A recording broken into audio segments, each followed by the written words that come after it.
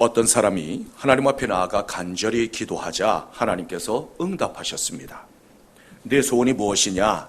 3가지만 들어주마. 그러자 너무 기뻐하면서 무슨 소원을 아릴까 깊이 생각하다가 첫 번째 소원을 말했습니다. 하나님, 지금 아내를 데려가시고 새 아내를 얻게 해주세요. 그러자 하나님께서 소원대로 그 아내를 데려가셨습니다. 장례가 시작되자 문상객이 몰려와서 한결같이 말했습니다. 참으로 애통합니다. 남몰래 좋은 일도 너무 많이 하셨는데 그 좋은 분이 돌아가셨군요. 그렇게 착하고 훌륭한 분이 돌아가셨군요. 이구동성으로 죽은 아내를 칭찬했습니다. 그 이야기를 가만히 들으면서 자기 아내를 생각해 보았습니다. 그러자 이런 사람이 죽으면 되겠나 싶어서 하나님께 요청했습니다. 하나님, 제 아내를 다시 살려주세요. 하나님께서 즉시 응답하셔서 아내가 살아났습니다. 이렇게 2번째 소원을 사용했고 마지막 소원 하나가 남았습니다. 무엇을 구하면 좋을까? 아무리 생각해 보아도 떠오르지 않았습니다. 그래서 하나님께 직접 여쭈어보기로 했습니다.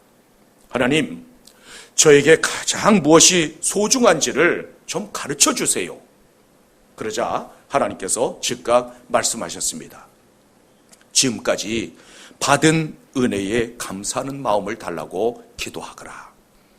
그래서 3번째 소원은 감사하는 마음을 달라고 기도하는 데 사용했다고 합니다. 여러분들은 지금까지 받은 은혜에 얼마만큼 감사하십니까? 돌이켜보면 각종 재난 중에서도 우리를 지켜주시고 보호하시고 인도해 주셨습니다. 더구나 감당하기 힘든 상황에서도 우리의 창고를 풍성하고 넉넉하게 채워주셨습니다. 모든 것이 하나님의 은혜이기 때문에 감사하지 않을 수 없습니다. 시편 50편 23절에서는 이렇게 말씀하고 있습니다. 감사로 제사 드리는 자가 나를 영화롭게 하나니 그의 행위를 옳게 하는 자에게 내가 하나님의 구원을 보이리라. 감사는 하나님을 영화롭게 합니다. 감사는 그 자체가 하나님께 드리는 향기로운 제사입니다. 본문 13절에서는 이렇게 말씀합니다. 너희 타작마당과 포도주 틀의 소출을 거두어 드린 후에 이래 동안 초막절을 지키라. 하나님께서 초막절을 지키라고 말씀하신 이유는 무엇일까요? 하나님께 드리는 제사가 부족했을까요? 아니면 이스라엘 백성들에게 무슨 명절날이 필요했을까요? 초막절은 올리브와 포도 수확을 마친 후에 지키는 절기였습니다. 하지만 초막절은 단순한 추수 감사가 아니라 하나님의 구원 역사를 기억하는 절기요, 믿음과 충성을 새롭게 다짐하는 절기였습니다. 출애굽한 이스라엘 백성들은 40년 동안 광야 생활을 했습니다. 그 광야 생활은 몹시 힘들고 고달팠습니다. 초막절은 그 무서운 광야에서 하나님께서 어떻게 도우셨는가, 어떻게 때를 따라 일용할 양식을 주셔서 먹여주셨고, 어떻게 원수로부터 보호해 주셨는가, 어떻게 질병과 위험으로부터 지켜주셨는가, 그것들을 회상하고 그 은혜에 감사하는 절기였습니다. 신명기 6장 12절에서는 이렇게 말씀합니다. 너는 조심하여 너를 애굽 땅 종되었던 집에서 인도하여 내신 여호와를 잊지 말라. 이스라엘 백성들은 자기들의 힘으로 애굽 왕과 싸우고 자유를 얻은 것이 아니라 오직 하나님의 은혜로 해방되었습니다. 따라서 초막절은 감사와 신앙 갱신을 위해서 마련해 주신 절기였습니다. 돌아보면 광야와 같은 그런 세월을 보내지 않은 사람이 과연 누가 있겠습니까? 올해는 특히 코로나19의 여파와 자연재해가 매우 심했습니다. 몰려오는 그 재난과 재해 앞에서 우리는 속수무책이었습니다. 그럼에도 불구하고 주께서 햇빛을 주시고 오곡백과를 주셨습니다. 풀 한 포기, 꽃 한 송이도 하나님께서 주셔야만 얻을 수 있습니다. 신명기 8장 18절에서는 이렇게 말씀하고 있습니다. 네 하나님 여호와를 기억하라. 그가 내게 재물 얻을 능력을 주셨습니다. 하나님께서 주시지 아니하시면 우리가 얻을 수 있는 것은 아무것도 없습니다. 따라서 우리가 얻은 모든 것은 나의 힘과 나의 능력이 아니라 하나님께서 베풀어 주신 축복의 열매입니다. 이 사실을 기억해야만 하나님 앞에서 교만하지 아니하고 감사하는 삶을 살아갈 수 있습니다. 이스라엘 역사를 보면 이 절기를 지키라고 말씀하셨음에도 불구하고 절기를 제대로 지킨 적이 별로 없을 만큼 고난과 굴곡이 많았습니다. 이처럼 때를 따라 하나님 앞에 나아가 감사하고 하나님 앞에 영광 돌린다는 것은 그렇게 쉬운 일이 아닙니다. 그러나 아무리 최악의 상황과 최악의 형편을 만났다 손치더라도 감사하는 것을 잊어서는 안 됩니다. 시편 95편 2절로부터 3절에서는 이렇게 말씀하고 있습니다. 우리가 감사함으로 그 앞에 나아가며 시를 지어 즐거이 그를 노래하자. 여호와는 크신 하나님이시요 모든 신들보다 크신 왕이시기 때문이로다. 그러므로 구원의 은총과 지켜주신 은혜에 감사함으로 나아가십시오. 하나님은 홀로 영광 받으시기에 합당하신 유일하신 하나님이십니다. 만물을 지으시고 주관하시는 하나님 앞에 감사함으로 나아가는 여러분들이 되시기를 주님의 이름으로 축원합니다. 우리는 왜 감사하는 삶을 살아가야 할까요? 구원은 하나님께서 값없이 주신 은혜의 선물이기 때문입니다. 이스라엘 백성들이 하나님의 은혜로 구원받았듯이 우리가 받은 구원도 역시 오직 하나님 은혜의 선물입니다. 우리는 구원의 가치를 바로 알아야만 합니다. 구원은 돈이나 명예로 주고 살 수도 없고 권력을 이용해서 빼앗을 수도 없습니다. 에베소서 2장 8절에서는 이렇게 말씀합니다. 너희는 그 은혜에 의하여 믿음으로 말미암아 구원을 받았으니 이것은 너희에게서 난 것이 아니요 하나님의 선물이라. 구원을 위해서 우리가 한 일은 아무것도 없고 또한 할 수도 없습니다. 구원은 우리 스스로로 도달할 수 없는 하나님 은혜의 선물입니다. 하나님께서 우리를 사랑하셔서 외아들을 독생자를 십자가에 내어주셨습니다. 나 같은 죄인을 위해서 죄와 사망에서 우리를 구원하시기 위해서 그 아들을 내어주셨기에 우리는 항상 감사하며 주 앞에 나아가야만 합니다. 하나님께서 자녀 삼아주신 것을 또한 감사해야만 합니다. 우리가 빠지기 쉬운 함정 가운데 하나가 바로 구원받은 은혜를 잊어버리는 일입니다. 고린도전서 15장 10절에서 바울사도는 이렇게 고백합니다. 그러나 내가 나 된 것은 하나님의 은혜로 된 것이니 내게 주신 그 은혜가 헛되지 아니하여 내가 모든 사도보다 더 많이 수고하였으나 내가 한 것이 아니요 오직 나와 함께 하신 하나님의 은혜로라. 은혜 받은 것을 잊지 않는 것이 신앙생활의 기본입니다. 따라서 하나님의 은혜에 기초하지 않고서는 바른 신앙생활을 할 수 없습니다. 우리가 받은 은혜를 잊어버리면 그 순간부터 감사와 기쁨이 사라지고 맙니다. 우리 가운데 값없이 얻은 그 구원에 감사하지 않아도 될 사람이 과연 누가 있겠습니까? 날마다 일용할 양식을 놓고 하나님 앞에 감사하지 않을 사람이 누가 있을까요? 고난과 시련과 역경 중에도 이 재앙 중에도 위로와 도움을 받지 않은 사람이 과연 누가 있겠습니까? 에베소서 5장 20절에서는 이렇게 말씀합니다. 범사에 우리 주 예수 그리스도의 이름으로 항상 하나님 아버지께 감사하라. 그러므로 이 놀라운 은혜에 항상 감사하고 기쁨을 회복할 수 있는 여러분들이 되시기를 주님의 이름으로 축원합니다. 그렇다면 우리는 어떻게 감사절을 지키면 좋을까요? 먼저 함께 즐거워할 수 있어야만 합니다. 본문 14절에서는 이렇게 말씀하고 있습니다. 절기를 지킬 때에는 너와 내 자녀와 노비와 내 성중에 거주하는 레인과 객과 고바와 과부가 함께 즐거워하라. 레인은 하나님을 위해서 특별히 성별되었던 사람들입니다. 그들은 별도의 분깃이 없었습니다. 노비나 객과 고아와 과부는 사회적으로 가장 비천한 신분의 사람들입니다. 경제적으로나 법적으로나 사회적으로 정당한 대우를 받기 어려운 사람들이었습니다. 그런데 하나님께서는 그들과 함께 즐거워하라고 말씀하십니다. 로마서 12장 15절에서는 이렇게 말씀합니다. 즐거워하는 자들과 함께 즐거워하고 우는 자들과 함께 울라. 우리 그리스도인은 즐거워하는 자들로 함께 즐거워하고 우는 자들과 함께 우는 사람들입니다. 그런데 함께 즐거워하는 것은 결코 쉬운 일이 아닙니다. 왜 가인이 자기 동생 아벨을 돌로 쳐 죽였을까요? 왜 요셉의 형들이 동생을 종으로 팔아넘겼을까요? 함께 기뻐하고 함께 즐거워하지 못했기 때문입니다. 마태복음 11장 17절에서는 이렇게 말씀합니다. 우리가 너희를 향하여 피리를 불어도 너희가 춤추지 않고 우리가 슬피 울어도 너희가 가슴을 치지 아니하였다 함과 같도다. 이웃에게 좋은 일이 생겨서 기쁜 마음으로 피리를 불면 함께 즐거워하며 함께 춤을 추면 얼마나 좋겠습니까?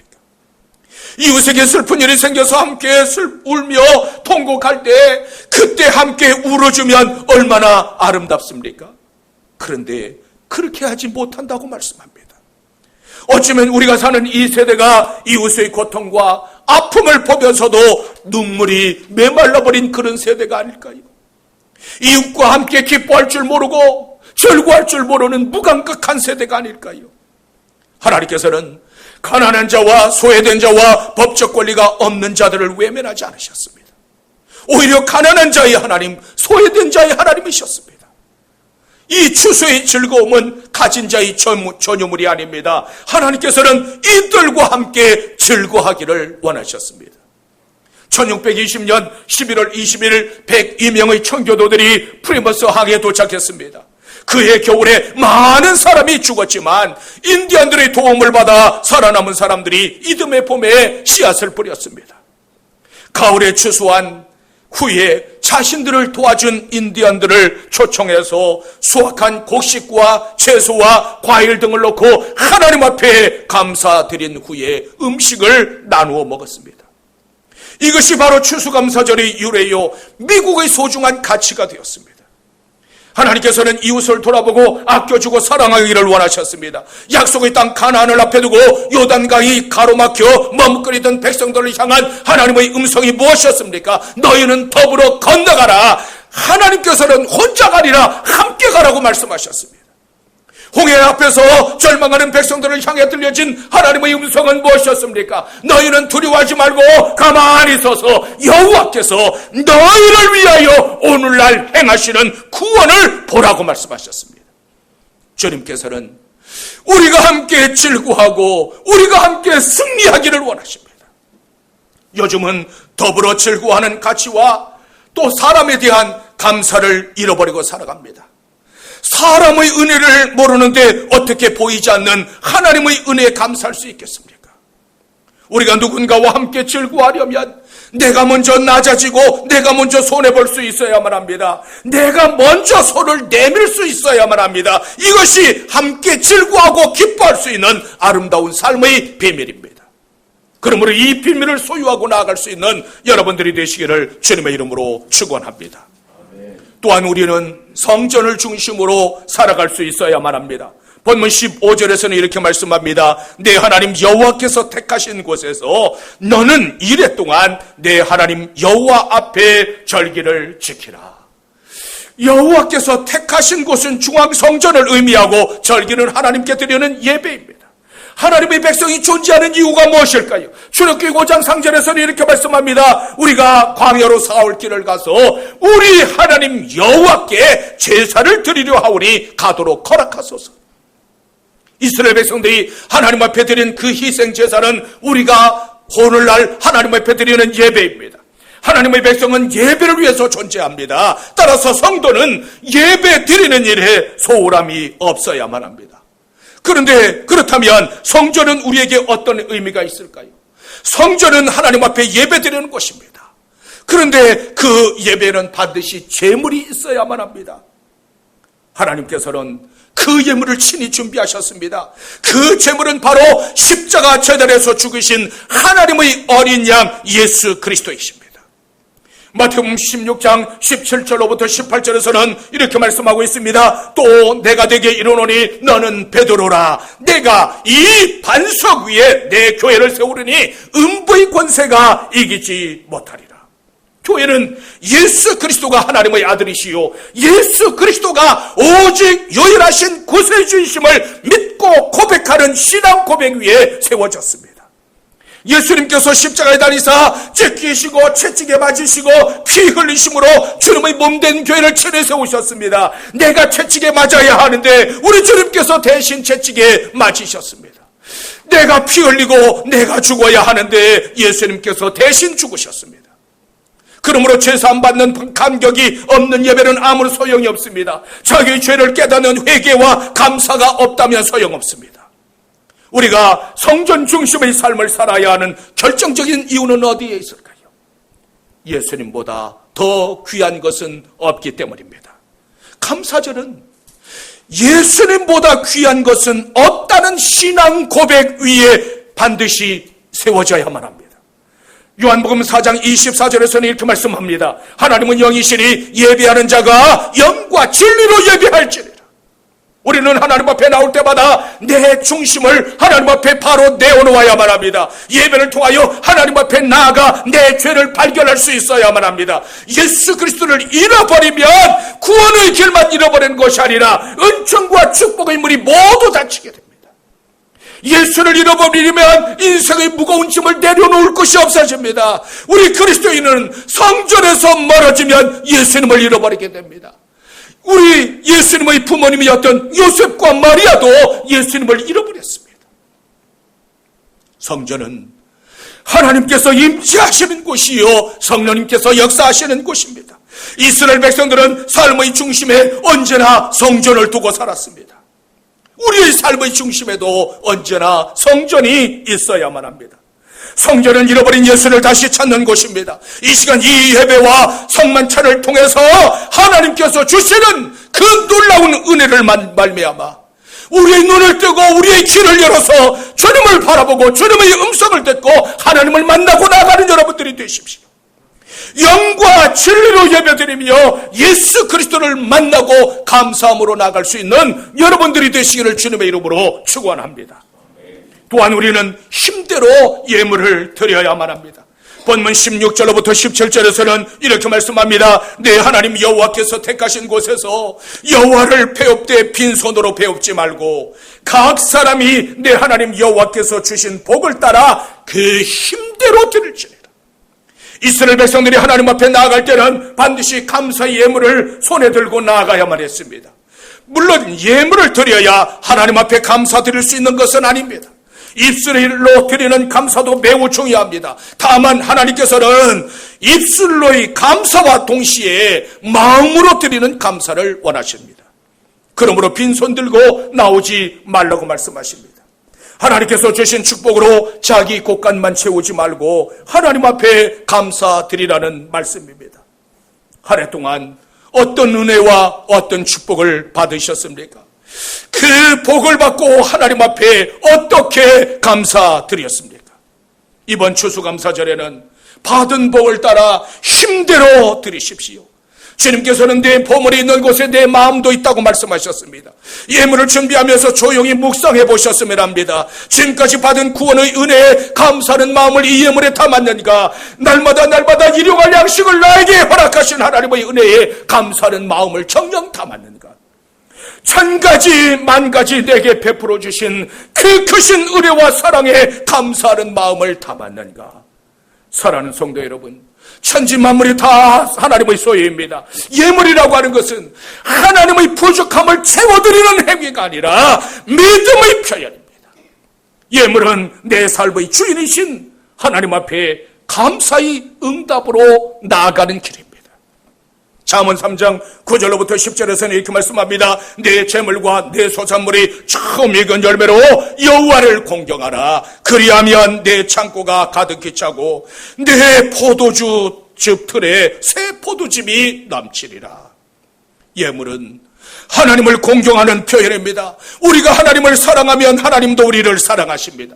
우리가 하나님을 신뢰하고 하나님을 의지하면 하나님께서도 우리를 신뢰하십니다. 우리가 하나님을 영화롭게 하면 하나님께서도 우리를 영화롭게 해주십니다. 감사할 것이 없다고 말하기 전에 얼마나 많은 하나님의 축복이 있었는가를 먼저 헤아려 보십시오.